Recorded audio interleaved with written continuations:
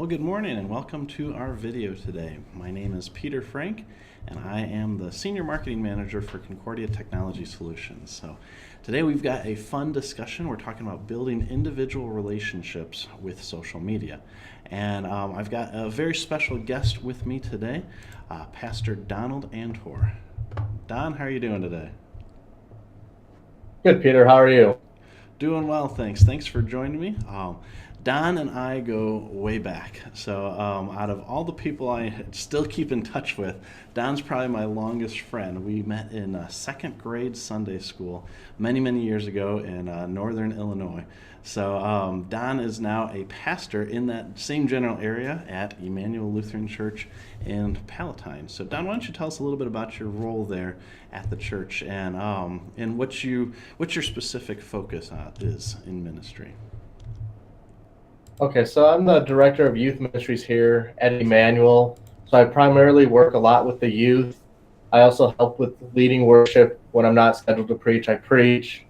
And so just kind of interact with the kids in whatever way it might be. And using social media is one of the big ways that it has grown. I've seen in the 7 or so years that I've been out of seminary is using social media more for my advantage to build those relationships, even for our church to reach out to various people through whether it's our Facebook page, our Twitter account, and all the different ways that we can reach different people. Fantastic. Well, we're going to talk about a number of different social media tools. The first one I thought we'd start with, and this is less on individual relationships, but I like where you're going with this is with Facebook Live. And so I think it's appropriate that since we're on Facebook Live, we start with that. And you guys are doing something a little bit different with this than necessarily one-to-one relationships. You're streaming services. So tell us a little bit about that and your site that you're starting with this. Yeah, so at the beginning of this year, we were starting to think about a new kind of, we don't want to necessarily call it worship because it's not meant to replace worship, but a new type of place for people to come together. We call it the gathering place, and we have a great relationship with Christie's Dairy Delights, which is an ice cream shop, coffee house, about 2 blocks from our church. And so they let us use their facilities on Sunday afternoons from noon to 1 or kind of a little bit after 1. And so like the whole point behind the gathering place was to be a place that we could reach the unchurched, maybe those who have fallen away from the church, maybe been hurt by the church and don't want to come necessarily to a church building. And so we thought this could be a place that they can do that. And we've been using this resource called Explore God, which has some good questions and videos to talk about different issues. Like I know this upcoming week, we'll be talking about, can Christians question God? And so as we were preparing and planning for this, one of the big parts of it was discussion based with the people there. And so as I was thinking and planning, I was like, what about if we use Facebook Live to try to draw in maybe members who can't be there, or maybe people that I've known in my life, friends from high school, college, or wherever it may be, maybe aren't maybe churched or have fallen away, that this is the spot to use it. So we had a Facebook page we created for it, but I've been using my personal Facebook account for the Facebook Live because I have more friends on there than what we have followers right now in the gathering place. And so each week when we have our time together at Christie's, we've been going on Facebook Live. I know the second week we did it, we decided instead of having just one big group discussion to break into small groups. And as this was going on, I was just like, you know what, this isn't necessarily the best for the Facebook Live because they're just seeing people. So then I was like, after thinking about it, I was like, you know what, it'd be better if we actually, maybe that would be like whatever pastor's not kind of running it, they can be kind of their small group so we can interact with the group online. So when we have small group discussion, there's somebody engaging with those people online. When we reach out for prayers, we say, hey, anybody online have any prayers? So that way we're not just there with the physical people that are there, but also trying to connect with the online presence. That's fantastic. What's been the reaction from both people in person but then also online? The online, like I know the viewership, like when we do Facebook Live can range anywhere from like 22, I think has been on the low end, and then over in like 120 range is the high end. Wow. But by the end of the week, there's usually 300 to 400 views. And so I mean, I think people have liked it. They've been engaged online, and I think that's been one of the hard struggles is like with the online part when I've done the discussion is how much of it do I just kind of talk at them and try to get them to engage with me because I don't want to just be me talking at them, but I want them engaged. But if they're not sending comments, because I know some people on there don't like to comment, so they're just kind of saying they're listening. So it's that balance of not talking enough, but making sure that drawing them into the conversation. That's a good point, and actually a good reminder for me, for all of you who are watching live, if you've got questions for us and for Don as we're talking, you can go ahead and put those into the chat, and we'll either take them as we come or get them at the very end. So, great. Well, Facebook Live is a fantastic tool, but I know that's not where you spend most of your time in your ministry with the youth, at least in terms of social media tools. So let's jump into Instagram next, and this is the one that especially caught my eye because it is a little bit more public. Is that you on a regular basis are doing Instagram devotions. So tell me a little bit about how that started and what how you continue to use that in your youth ministry for engaging with your youth. Sure. So, been about a year and a half, or just over a year, because I think I started at the beginning of January 2017, about trying to do devotions a few times a week on Instagram, and knowing how kind of millennials and the younger generation kind of think a little bit is, if you do much longer than a minute, you're going to lose maybe their attention. So I was like, Instagram, and plus Instagram kind of dictates that you can only do about a minute unless you split the video up. So I was like, you know what? I can do 1 minute little Instagram devotions because I know that's the big thing for like junior high and high school and probably even college is kids are always on Instagram. So I was like, this can be a way to connect with them, give a little positive thought, and just kind of share a little thought to maybe help their day and maybe foster some conversations based on the comments. And it's just what I learned is it's a lot harder to do a 1 minute devotion than I initially planned. Because I was like, a minute, I can talk for a minute, but sometimes I want to talk too long. And so it's kind of grown over the past year or so where like end of last school year, because we have a K-8 and preschool at our church. And so like last year in the school year, some of the youth were like, hey, can we help and be part of your devotion? So I was like, sure, I'm not going to discourage a kid from wanting to take part of something like that. That's awesome.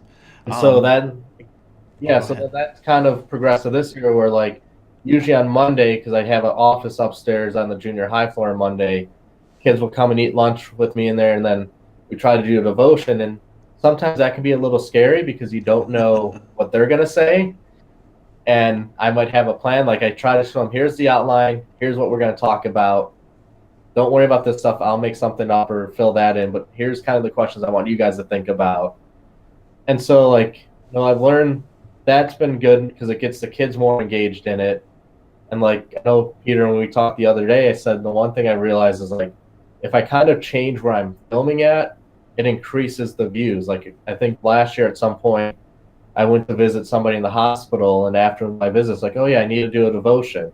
So in the parking lot, I was like, I'll just sit in my car, put my phone up in my steering wheel, and I wasn't driving, make sure that's Good job. no driving.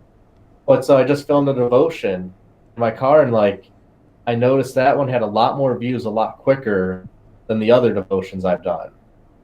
Well, and I know sometimes what were you gonna say? Oh, I know the one that really stood out to me was when you were at home with your dog and your dog had chewed through the wall and you brought that into the devotion. I thought that was a clever way of catching people's eyes and then bring it back to Christ.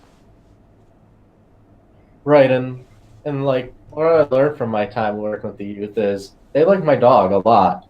So if I can include her in the devotions, I try to do that. And sometimes I've learned some lessons as I take care of my dog and have her under my care. And yeah, she decided to chew a hole in the wall, and it worked out for a good devotion. And so even like bringing the special guest, or even bringing my dog, I know our other pastor, associate pastor, Pastor Warren, he does video blogs every Monday, where it's Mondays are for the dogs, and he does videos with his dogs walking and talking in different areas around Alpine and where he lives. So, that changing up, I think, hits people. And every once in a while, I'll use different special effects because I know one of the effects that's fun to play around with is where I look like a hologram.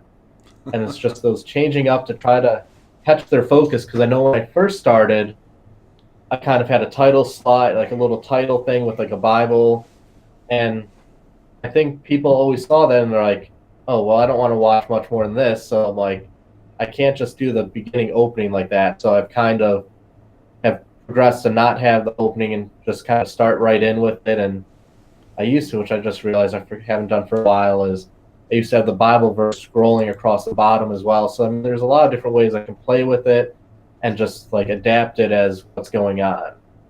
That's cool. Well, let's take a look at an example of this, and I think this one is from Advent time frame, and I have to adjust the audio before I start that. So, hang on one second, and yeah, we'll go ahead and play this quick devotion just to give you an idea of how Don does this, the timing, just the straightforwardness of the message. So let's go ahead and see if we can get this to work. Get ready for Advent, that time of year where we prepare for Christ's birth and he came into this world. I want to look at Bible passages that pertain to Christ and what he means for you and me and help us prepare for that time. So in Isaiah 7:14 it says, "Therefore the Lord himself will give you a sign. Behold, the virgin shall conceive and bear a son, and shall call his name Emmanuel." My favorite name for Christ, Emmanuel, God with us. And to me, that is something we all need, because we all experience hardship and difficulties in our lives, whether it is health, relationships, in school, whatever it might be. We have these hardships, but we don't face them alone. We face them with Christ, with God with us. There is comfort in knowing that Christ came into this world to get messy and ultimately save us from our sins. That's why he went to the cross. That is why he is God with us. Get ready for Advent, that time of year where we prepare for Christ's birth. Back. There we go. I forgot that it loops. But see, yeah, that's No fantastic. problem. I mean, just a quick little devotion that again points directly to Christ. And yeah, what have your youth said to you? I know you get comments on there frequently. I think they enjoy them. Like, I mean, I know like last year at one point I was talking to one of the parents, and the parent was like, yeah, we were driving home from school, and next thing I heard your voice in the car, and there was my kid listening to your devotion on Instagram. And so, sometimes I wonder, I'm like, how long do they stay watching and different things? But like, I know they do watch them, and you get feedback. And sometimes I've had kids like, where's your devotion? Like, I know I had that last year when I was out of town in California, and like, where's your devotion? I was like, well, I've been busy today, and with the time change, it's going to be a little bit delayed. And it's just getting on that constant habit and making it be available and like trying to engage them. And like I said, they really seem to enjoy being part of the devotions on Mondays when I have, because sometimes I have had back like, can I do the devotions? Like, no, this person already asked first, but you guys can do it next week. Man, what an interesting dynamic that kids are actually asking to do the devotion. I'm sure that's not a common thing across youth ministry. Well, I think you hit it on the head too, Son, that consistency of regularly posting. And that is a nice lead into the next section that we're going to be talking about. And this is the one that I know that a lot of youth leaders struggle with for a variety of reasons, but Snapchat. And you are active on Snapchat, is that right? Yeah, I mean, it was never my goal to be active on Snapchat. I didn't quite understand why it was so popular. But I know, like, when I took my call here to Emmanuel, some kids from my previous congregation were like, well, you got to be on Snapchat. We can keep up with you on Snapchat. I was just like, fine, I'll start Snapchat. I'll create an account. And since being here at Emmanuel, like, there's 10 or so kids that I have streaks going with on a consistent basis, ranging from, a few days all the way almost up to like 400 days. So it's that constant contact. But I know there is some things you got to be careful with when it comes to Snapchat. The whole idea of like, could this be taken wrongly, or could they use this against me, say I did something inappropriate? But I look at it as, if I don't send anything inappropriate, they can't screenshot anything and say, look at what he sent or what he said. And that's why I try to keep them not focused on me when I send a response back, whether it's a picture of my dog who they love, what I'm reading maybe for school or whatever. and just try to change it up that way so it's not just me. But I've also had kids reach out and be like, hey, Pastor, I'm struggling with this. And so then I've also done ministry through that. I've helped kids through issues. And I think they like it for that reason because, unlike a text message, people can go back and see that. But on Snapchat, it will disappear and nobody can say, hey, I saw this. What were you talking about? Yeah, and that immediate nature of it too, I'm sure leads to people paying more attention to it. And you mentioned something there. Can you define what you mean by a streak? I am, as I've said on these videos before, I am very uncomfortable with Snapchat. Not the concept, but just the practical usage. It's not something I use on a daily basis. So, what do you mean by a streak? Yeah, so a Snapchat streak is like how many days in a row that you and that person have sent a Snapchat back and forth to one another. And so, like, if it's 200 days, that means for 200 straight days, you and that person have sent something back and forth. So, what are your streaks like right now? You were sharing some numbers with me the other day that were just like shocking. Let me look here. Let's see. 399, 52, 260, 246, 138, 22, 40, 41, 27. Oh my goodness. And that's individual conversations that you're having and just days in a row. I mean, that consistency is fantastic. Yeah, just in that thing. In like, another kind of precaution is, like keeping conscious of like what time I send something. Like, I don't want to start sending if they send something at like after 10 o'clock.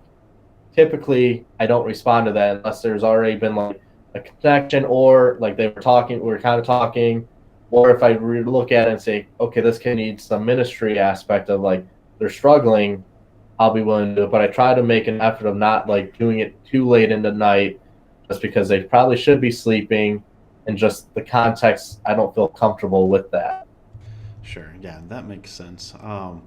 And in any area of youth ministry, you have to be sensitive to those things. And as I talk with other people using Snapchat, it just seems to be the rules that apply in youth ministry apply to Snapchat as well. And while there's some idiosyncrasies with Snapchat, if you're being smart about it and not doing things that are wrong, like you wouldn't do elsewhere, it's a great tool to build those Right. relationships. Right, and I mean, I'll tell the kids too. I'm like, you have like an issue that you need me to like respond to. It's better if you actually do send a snap or a text, because with Snapchat I don't get any really sound notification. It just comes up on my screen. But I was like, at least with a text, it will vibrate and I'll notice it quicker than I'll notice a Snapchat.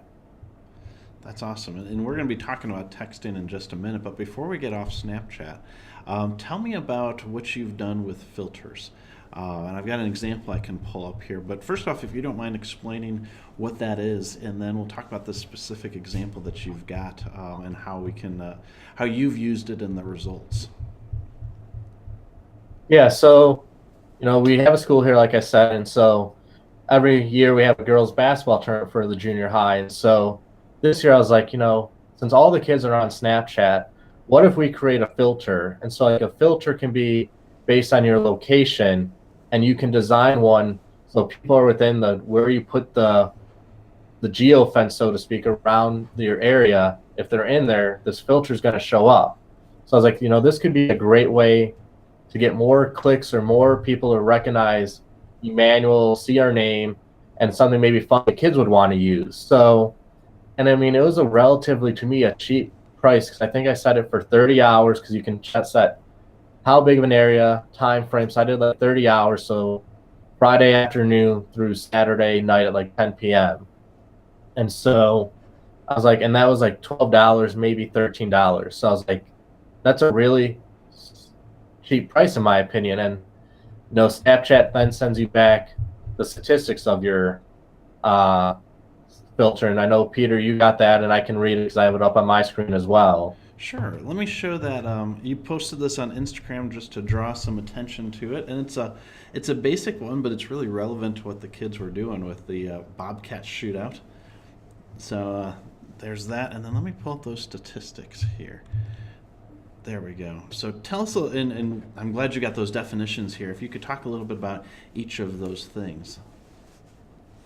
Yeah, so we said it received 70 swipes, which like it's not these I didn't quite know, but that's why I had the definitions that they gave me.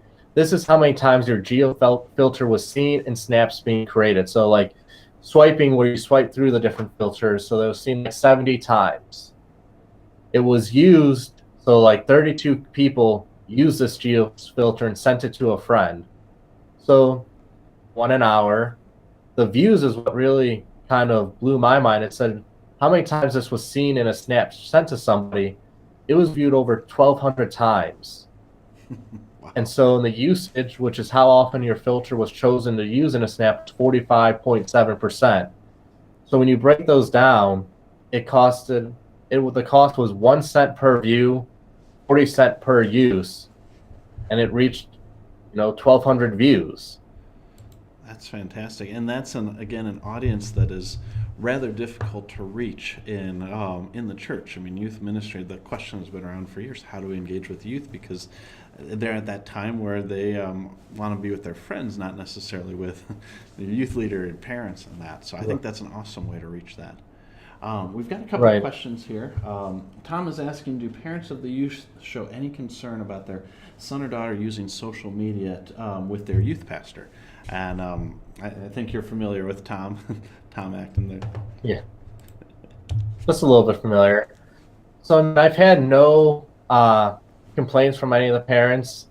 They know I do that. Like one of the things is, I know we'll talk about it a little bit later about like with texting is like, when I do the texting, it's, I ask, especially like, it's not like I solicit the kids' phone numbers or go out of my way to make a difference or like add them on Snapchat. I usually don't add them on Snapchat. I let them add me on Snapchat, and I don't like snap them out of the blue. Like I usually let them initiate the snapping back to me. And I know some of the parents like, we really like that you do this because we like that our kids are engaged and that you have this relationship with them, that they trust you and they know they can go to you on these different forums and platforms. Well, and I like the fact that you wait until they say what their preferred method of communication is. And we talk about that a lot in church communications in a broad sense. This is really getting down to the individual level and waiting for that individual youth to say, okay, this is how I prefer to reach out to you. And so you're there, it's in their court if they want to interact, but you're kind of playing by their game and connecting with them that way. And I think that's awesome. We have another question here about screenshots, and Jennifer's saying you can screenshot on Snapchat. She does it all the time with private messages to somebody's chat. Talk a little bit about that screenshot thing, because there's notifications that go with that, right? Yeah, so anytime somebody screenshots your snap or replays your snap, Snapchat will say, hey, Peter Frank screenshotted your snap, or Peter Frank replayed your snap. So it does alert you if somebody does those things. That's good to know, and again, if like you said, if you're using it for the right reasons and you're not doing anything wrong on there, you don't have anything to be concerned about. But it also gives you that opportunity if something comes up that is an emergency, you can save it in that way. So good. Well, if you have any other questions about Snapchat, please put in there. We can get into it later on. This is, again, an area that I think is unfamiliar or uncomfortable for many of our church workers because it is so different than some of the other social media channels. And our next subject, which is kind of a step removed from social media, is texting. And this is something that I think you're having just some phenomenal results with. Tell us about how you utilize texting in youth ministry, and then we'll take a look at some of the numbers you've compiled.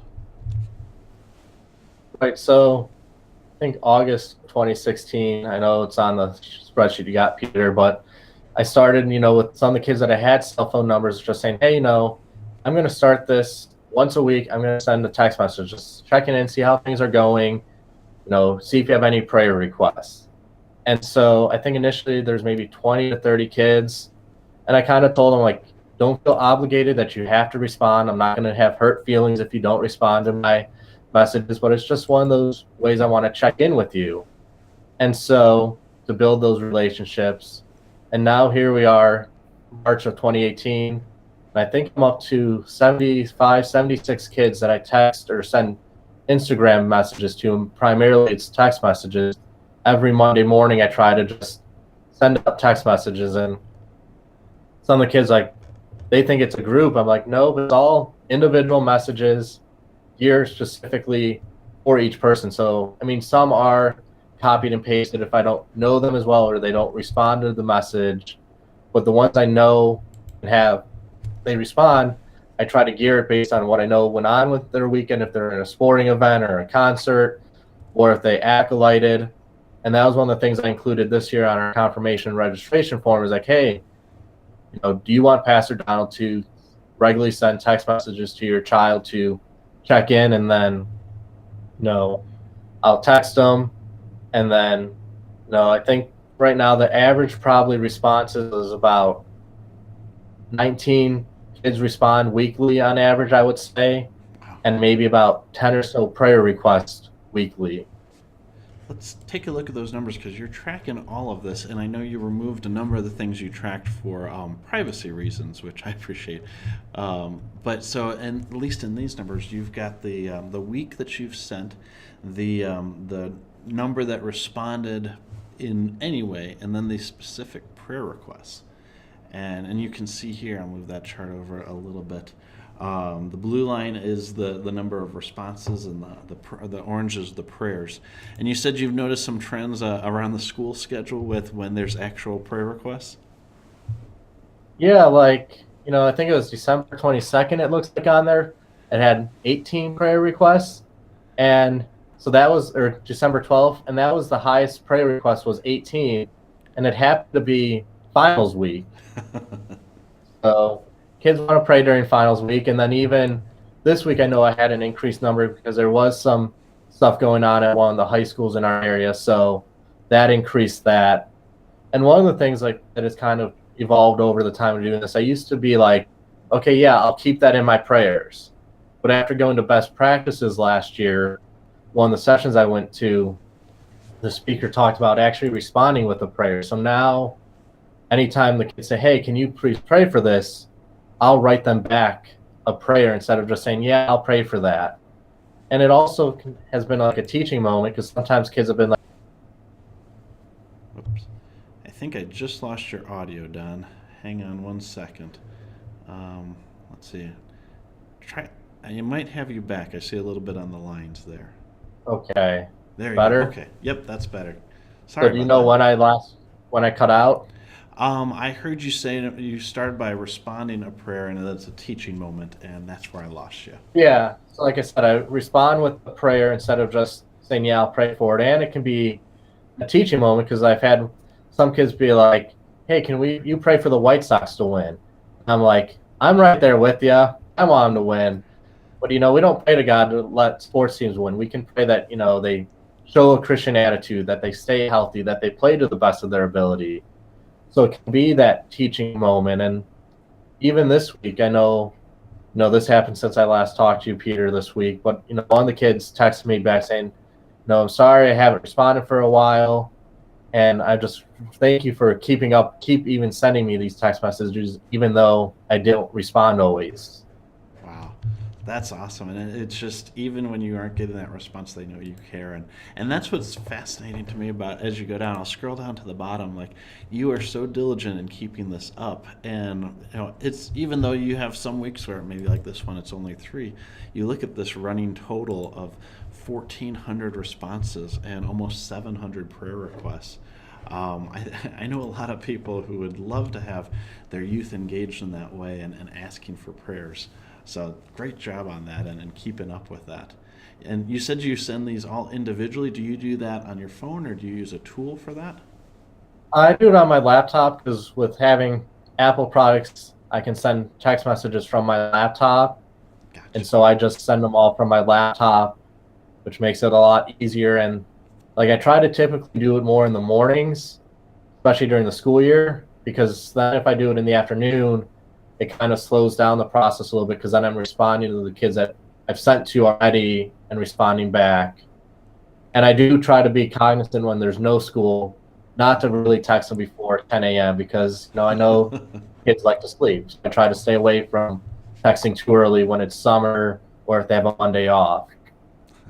That makes a lot of sense. I remember many days during the summers where I didn't even see the AM hours, at least on the back end of it. So, Wow. one last question for you before we wrap up, and I think we've got another one I'll take a look at in the queue there.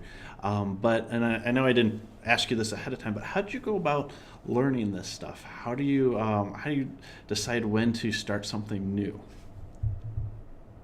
It was just kind of, I was thinking, like, what ways can I engage the youth, and knowing that they are on text messages, and I was like, you know what, let's see what happens here. Maybe it's going to go nowhere. If it goes nowhere, we'll readjust, come up with a new plan. No, Snapchat was one kid started it, and then that kid was like, oh, I was the one who started the Snapchatting you and getting everybody to have streaks with you. And I was just like, no, just kind of going with the flow. Instagram devotions, I was like, I knew most of the followers I had were kids from the youth group, so I was like, this is a platform that I can reach them and kind of have a consistent, maybe few extra times a week, even if it's for a minute or so, to reach them and just share something and maybe uplift them, and maybe that will spark some other conversation that they might want to have. That's awesome. Well, and the last comment we have here in the chat is Josh just telling you that's great advice, and it just shows how you care about them instead of giving lip service about prayer. And I think that really goes into all of these things, is that the intention behind this, you're using these new digital tools, but it's the same thing that's been going on as a key in youth ministry for years, is that it's just showing the kids that you care and that you're there for them on a regular basis. And Right. it's awesome that you're leveraging these tools to do that. So, And I know great. that was the kind of the front page on the LCMS report of this, whenever the last one came out, was, youth ministry is about relationships, and this is one way to foster them. And hopefully, I would hope that, it becomes more of a face to face as well, because some stuff can get lost in translation via social media, but it's still good that they have that. Like, I know I've had that at times where, like, last year when I was out of the country on a mission trip, one of the kids texted me because I'm like, I'm not going to figure out who has an Apple phone so I can text an iMessage while I'm away. But one kid did send a message saying, hey, can you please pray for this, out of the blue? And I've had that a few times where kids have texted out of the blue, hey, can you please pray for this? Wow, that's awesome. Well, Don, thank you so much for joining me today and sharing how you're using these tools to build relationships. I think it's just fantastic to leverage these new and creative tools to do things that are really just the core of what ministry is about, and sharing the gospel through these personal relationships. So thank you again. If you who are watching have any follow-up questions, please go ahead and put them in the chat, and we'll try to get those answers to you later on. But please tune in next week. We've got another great discussion here at CTS. I'll have Katie Munson joining me again to talk about how to leverage technology in your personal life so that it doesn't really take advantage of you. So, Don, thanks again, and thank you everybody for joining us. Thank you, Peter, for having me.